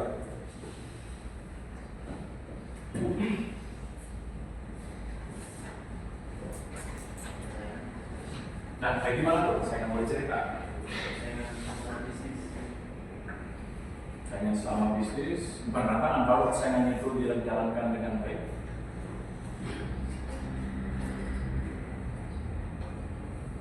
Apa tantangannya? Bukan saya coba lagi, yang lain cari. Boleh 50-50 misalnya. Nah, kita tolong ini. Nah, ayo kalau gini, tantangannya tadi dalam dana membangun komitmen. Jangan lupa membutuhkan proses waktu jangka panjang yang harus dilakukan secara berkelanjutan. Artinya apa? Artinya corporate social responsibility tidak dilakukan 1 tahun. Habis itu selesai, lepas tanggung jawab, nggak boleh. Harus melaksanakan CSR secara kontinu, dia berkelanjutan. Misalnya tahun ini sudah, tahun berikutnya apa yang mau dilakukan, tidak boleh berhenti. Nah, ini dia. Lalu lagi tantangannya, ada tujuan dan sasaran yang jelas. Jangan hanya CSR, tahunya apa nih? Ibu tahu ibu, secara administrasi ada buktinya nih, proposal, dokumennya, tapi dalam pelaksanaannya nol tahu, bohong, nggak ada pelaksananya, hanya di atas kertas doang. Nah, ini tantangannya.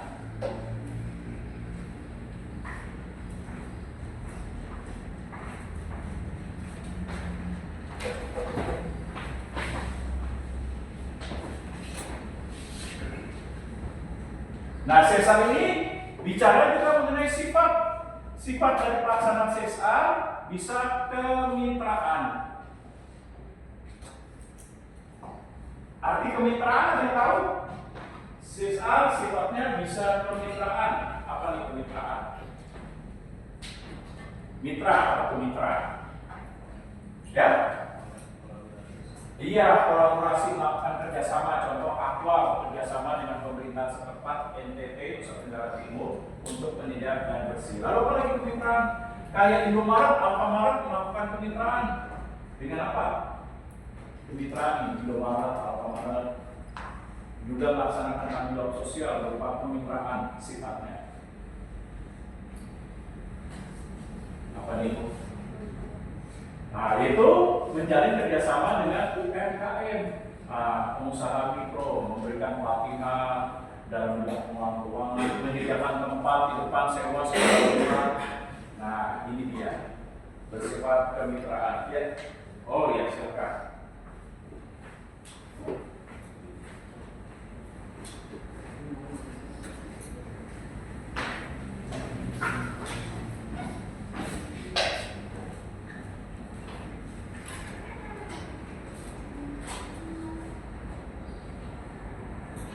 Nah, sifat yang lain keberlanjutan. Artinya apa sih keberlanjutan? Kayak Pertamina, Telkomsel dalam melaksanakan tanggung jawab sosial harus berkelanjutan. Apa nih berkelanjutan? Terus menerus ada programnya. Misalnya program Pertamina pernah mengadakan pelatihan kepada guru-guru di desa, yaitu pelatihan penggunaan internet. Nah, nanti tahun berikutnya dia harus melaksanakan lagi. Apa misalnya? Pertamina memberikan pelatihan dalam pengelolaan manajemen keuangan untuk UMKM. Tahun berikutnya apa? Memberikan pelatihan kepada masyarakat luas di sekitar daerah Jawa Tengah. Untuk apa? Untuk melatih dalam meningkatkan keterampilan kepada masyarakat umum berupa perbaikan handphone. Nah, ini keberlanjutan. Terus menerus ada program yang ditetapkan. Nah, lalu apa lagi sifatnya? Ada program.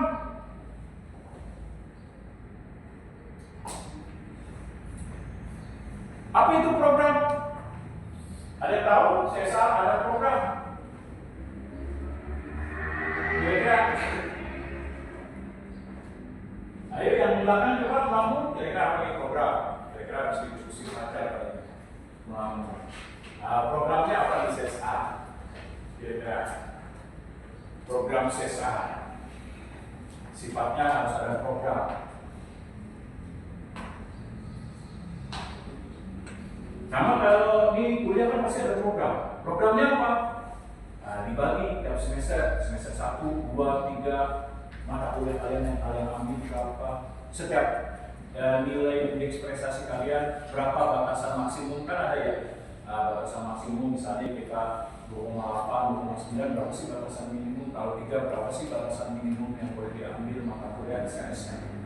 Nah itu kan program. Nah kalau CSR bagaimana? Program kira-kira, ayo programnya.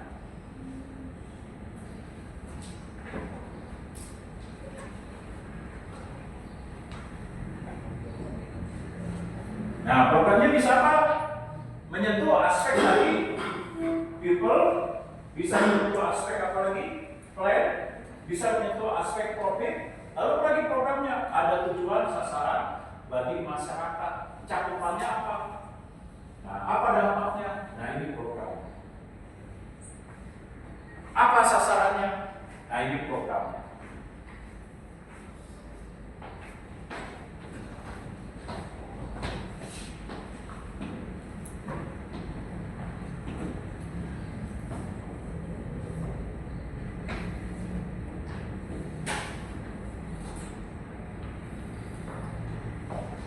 Nah, selanjutnya dapat dipertanggungjawabkan. Nah, coba nih, namanya siapa? Hah? Oke, siap. Nah, seperti apa tuh dapat dipertanggungjawabkan?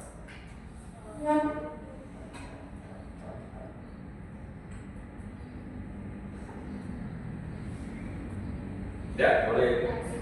Nah,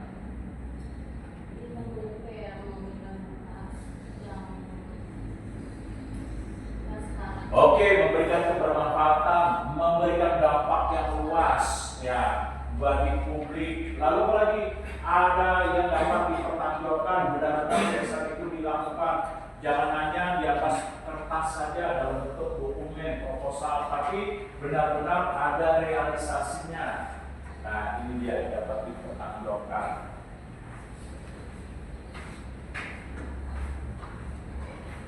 Nah, saya stop dulu. Ada pertanyaan kira-kira? Ada dulu, masih ada satu nanti. Sini lagi ya.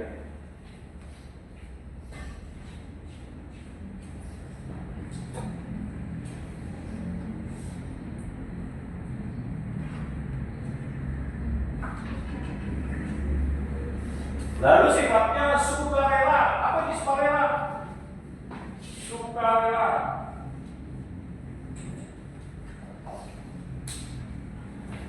Nah, ada yang mau ngasih pendapat sukarela?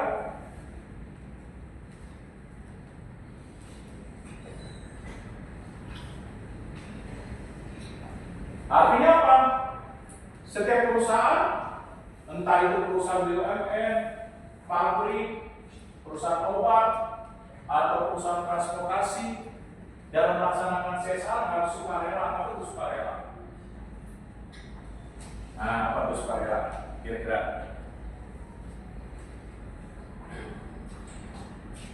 Nah, sukarela itu apa? Sukarela. Sukarela itu suka-suka sendiri, Pak.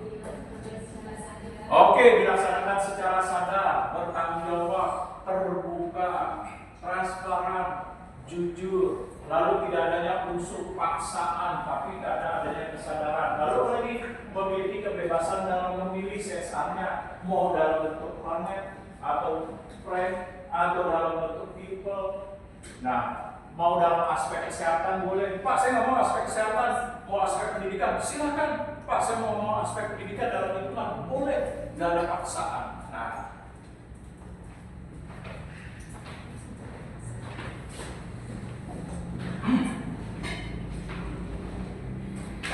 lalu dapat diukur. Apa nih dapat diukur?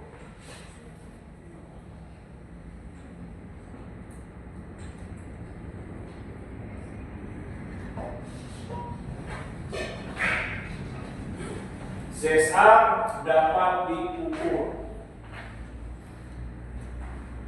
Diukur apa nih? Diukur itu Pak, ambil meteran, kita ke depan Trisakti, dari jalan Trisakti depan sampai lampu merah berapa panjangnya. Nah, dapat diukur apa sih dapat diukur kira-kira? diukur. Oke, memiliki indikator-indikator yang jelas yang dapat dinilai tingkat keberhasilannya, dievaluasi. Nah, ini dia. Absen udah? Yang belum silakan. Oh, ini dulu. Nah, terakhir yang mau saya sampaikan sebelum saya serahkan ke kelompok.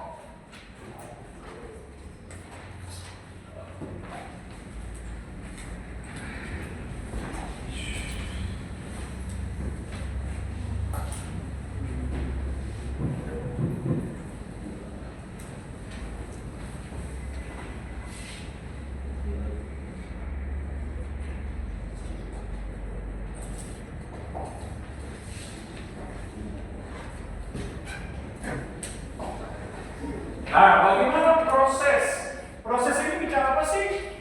Tahapan. Nah, kegiatan aktivitas yang dibangun. Bagaimana melaksanakan CSR? Nah, apa nih? Masalah bagaimana melaksanakan CSR agar nantinya bisa dilaksanakan.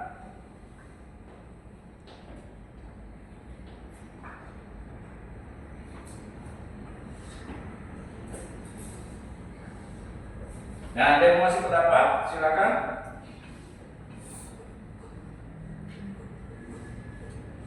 Nah, biar adil dari belakang deh. Oh, lupa saya. Akhirnya saya menuju ke sana.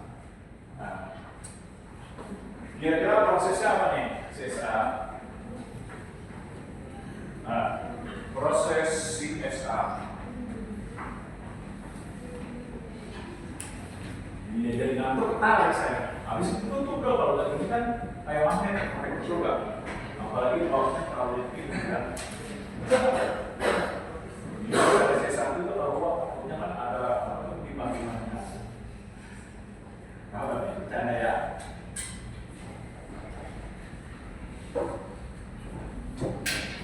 Nah, prosesnya apa nih?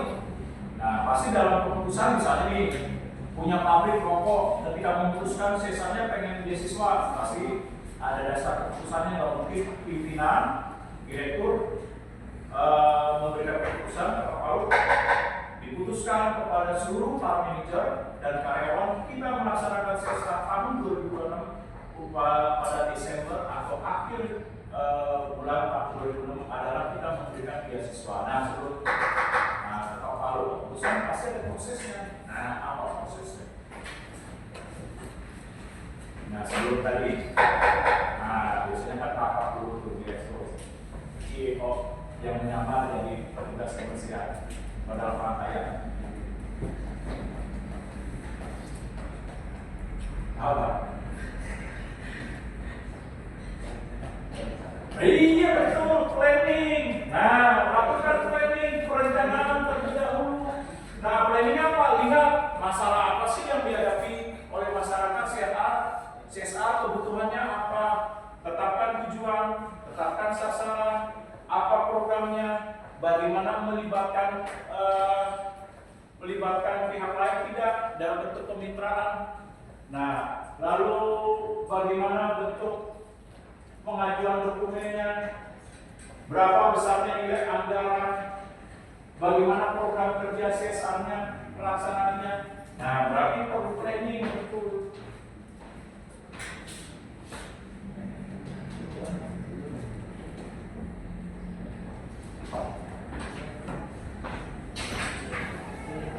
Ya, dulu.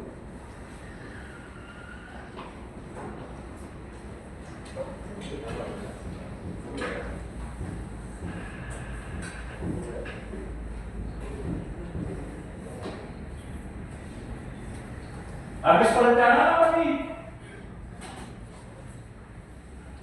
Nah, identifikasi dulu. Nah, identifikasi kira-kira CSR dilaksanakan di mana? Apakah dilaksanakan di kecamatan, provinsi, kabupaten? Nah, identifikasi dulu. Nah, identifikasi lokasi, tempat. Nah, masyarakat siapa yang dilibatkan atau publiknya? Nah, apakah cukup dilibatkan misalnya masyarakat sekitar, kelurahan, kecamatan, ataukah dilibatkan nanti yayasan atau lembaga masyarakat.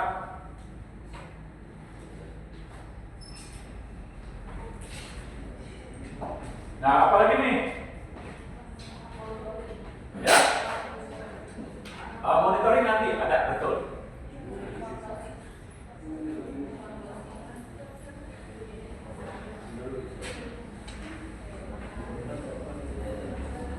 Ya.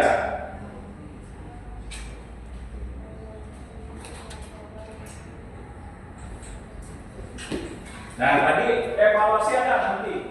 Nah, di sini evaluasi. Nah, ada tadi monitoring, betul, pengendalian. Nah, evaluasi ini apa? Melihat tingkat keberhasilan yang dicapai dalam pelaksanaan. Ada nggak kendala, permasalahan, hambatan, tingkat kesulitannya di mana? Nah, ada nggak program yang belum tercapai? Nah, ini dia. Pengendalian itu apa? Pengawasan, kira-kira kalau sudah dilaksanakan, bentuk pengawasannya apa yang bisa diukur? Nah, ini dia. Nah, apalagi?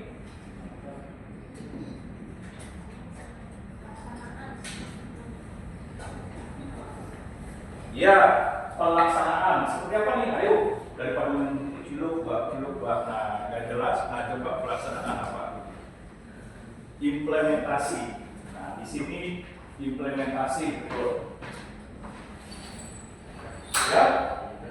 Oke. Nanti habis lihat segera boleh ditanya-tanya. Oke. Implementasi.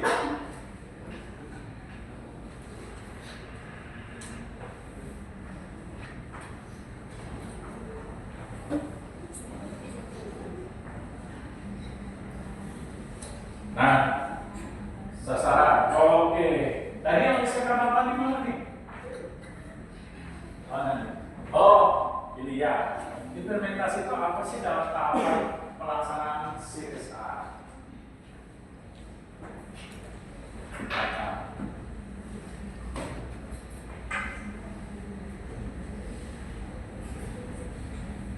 Udah punya urusan?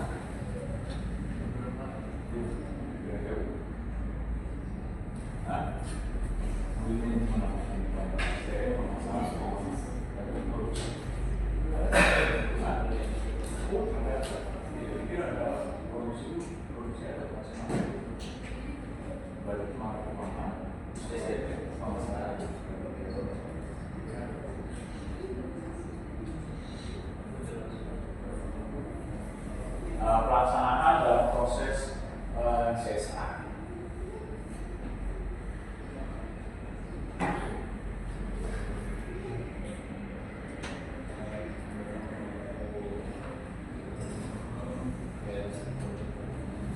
Oke, pelaksanaannya itu apa? Contoh konkret dalam merealisasikan CSR. Contohnya apa? Contoh konkret. Tadi misalnya pengen dalam bidang people infrastruktur. Contoh konkretnya apa? Pelaksanaannya. Seperti contohnya Aqua. Dalam bentuk pelaksanaannya kemitraan kerjasama dengan Pemda pemerintah daerah di Nusa Tenggara Timur untuk membantu dalam bentuk pemetaan terhadap wilayah yang membutuhkan penyediaan saluran air bersih, seperti berapa banyak sih pipa-pipa yang dibutuhkan, dan lain sebagainya. Nah, ini pelaksanaannya. Nanti pelaksanaannya apa? Menghitung deh. Nah, anggaran, tenaga kerja misalnya, waktu pelaksanaannya, penyelesaiannya. Nah, lalu bagaimana wilayah-wilayah yang disalurkan penyediaan air bersihnya. Nah, berapa banyak di situ perumahan kepala keluarganya dihitung. Nah, ini dia pelaksanaannya. Oke, lanjut.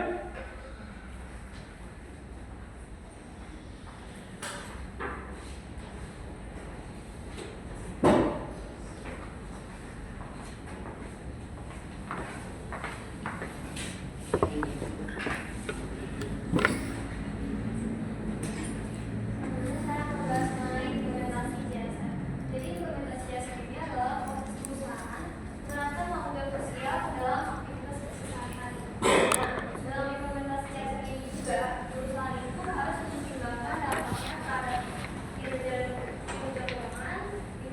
Oh, udah. Oke, sebentar. Oh, belum. Ya, silakan duduk dulu. Dalam implementasi harus mempertimbangkan kinerja keuangan. Nah, kinerja keuangan kayak gimana sih contohnya? Kinerja keuangan. Nah, kayak gimana nih contohnya? Iya, tadi saya bilang siapa? Nah, gitu.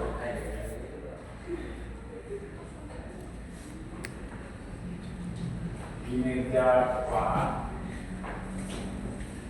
Kayak gimana nih?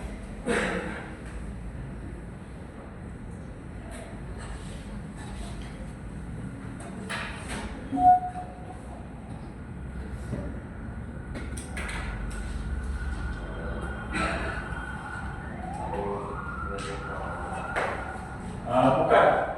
Bagaimana dampak implementasi CSR di mana perusahaan harus mempertimbangkan dampak terhadap kinerja keuangan. Seperti apa nih?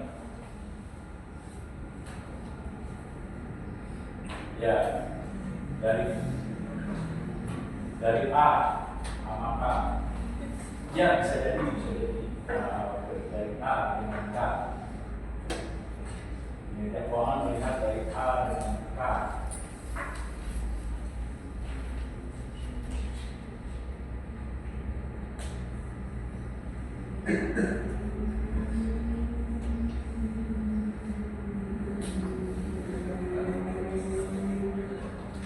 Apa? Dari A, apa belum? Nah, dari A apa? Kira-kira.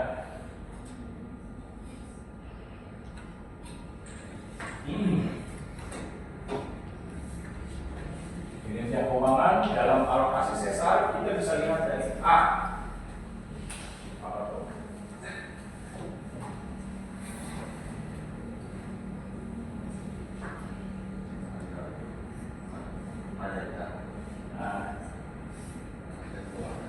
Nah, bukan alokasi keuangan. Nah, misalnya programnya berupa manusia, people yang berorientasi kepada pendidikan. Nah, kita bisa melihat alokasi keuangan, misalnya pemberian beasiswa. Berapa sih pemberian beasiswa yang dibantu dari PT Gudang Garam Internasional? Misalnya yang ada di Kediri, berapa banyak mahasiswa atau siswa di sana yang tergolong misalnya ekonomi menengah ke bawah. Nah, berapa banyaknya biaya untuk sebulan alokasi anggaran? Berupa apa? Biaya buku, lalu biaya transport, namanya kuliah perlu transport, lalu apa lagi biaya makan, lalu apa lagi kalau selanjutnya biaya uang semester, KP. Nah, lalu apa lagi selain alokasi keuangan, apalagi kinerja kira-kira? Ya. Oke, tadi udah di sini. Oh, tadi udah buka kami. Nah, coba kamu. Nah, apalagi nih selain alokasi anggaran, kinerja keuangan. Oh, alokasi. Oh, kinerja keuangan masyarakat. Masih pagi nih, jam 1. Oke lah, tanya masih pagi nih. Nah, beri buku cuma ditanya aja, dia lah.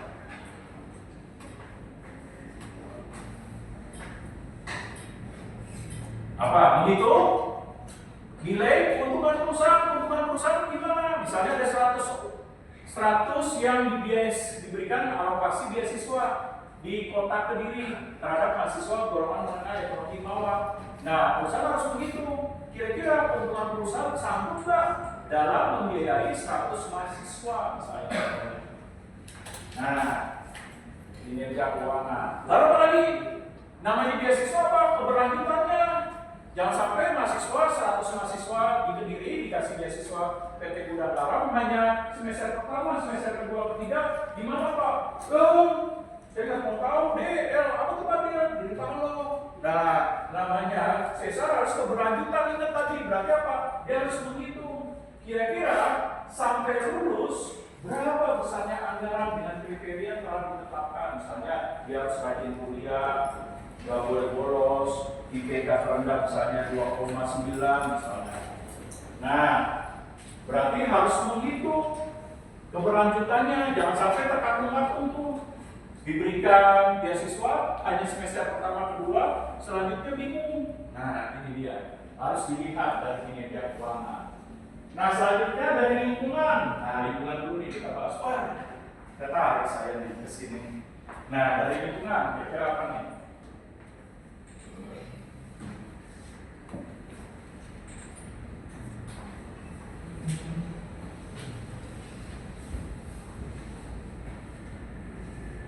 Contoh misalnya kayak Freeport kan suatu saat pernah diberitakan viral di stasiun televisi RCTI, RCTV, Metro TV dan stasiun televisi swasta yang lainnya pernah diberitakan bahwa penduduk Papua di sekitar Freeport itu pernah ngamuk sampai akhirnya melukai pekerja setempat. Ada yang sampai meninggal di panah tuh.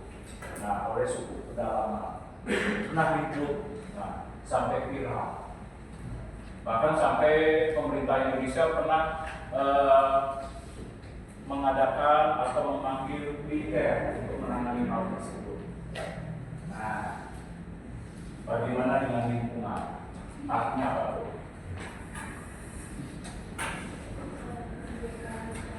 Oke, namanya sesar harus menyentuh kesejahteraan bagi lingkungan. Jangan menikmati keuntungan kesejahteraan hanya perusahaan saja seperti Freeport tuh.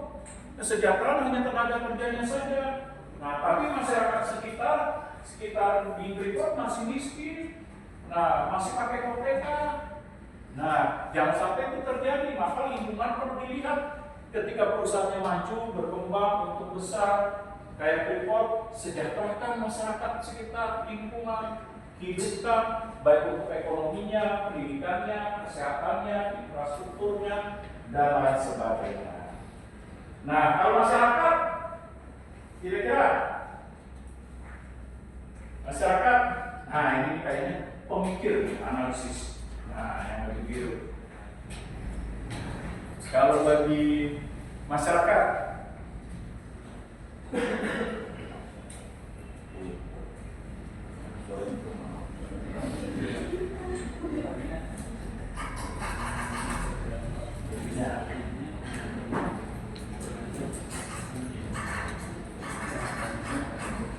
oke, jadi masyarakat apa? Berarti CSR harus menyentuh kebutuhan masalah dari masyarakat. Apa yang dibutuhkan masyarakat? Apakah pendidikan, kesehatan, apakah kesejahteraan, ataukah ekonomi, ataukah infrastruktur, ataukah kebutuhan masyarakat terhadap lingkungan, misalnya kebersihan, sanitasi, kesehatan, dan lain sebagainya. Oke, lanjut.